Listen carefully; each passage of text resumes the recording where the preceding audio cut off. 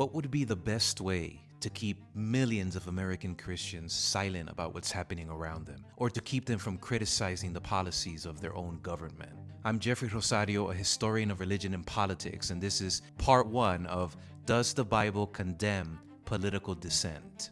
So it's been all over the news: excessive use of force by government agents, the abuse of power, declarations of absolute immunity. People have been asking, why aren't more Christians speaking up to hold the government accountable? And that's a complicated question, no doubt. I get it. But one answer is the Bible, or the way many American Christians read the Bible's most famous text about government authority. Chapter 13 of Paul's letter to the Christian community in Rome.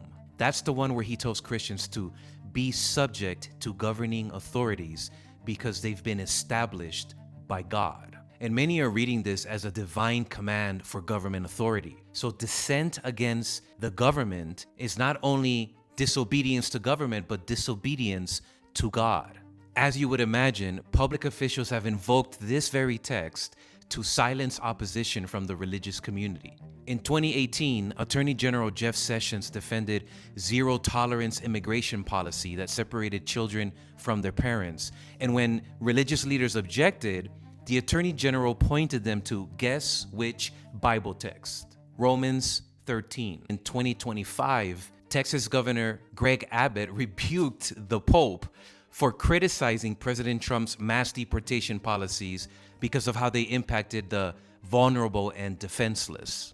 The governor basically told the Pope, stay in your lane. He said the Bible calls for strong borders and law and order, and Jesus himself taught obedience to the laws of the land. Meanwhile, Romans 13 keeps lighting people up on social media. Christians are using it against other Christians like a weapon, discouraging people from criticizing recent government actions. But here's the irony. History reveals a fascinating contradiction. The very text used today to demand compliance and to silence dissent is also the very text that throughout history Christians have used as a foundation for a resistance theory. It has inspired them to hold those in power accountable for what they do. That's the history we're diving into next, so like and subscribe for part 2.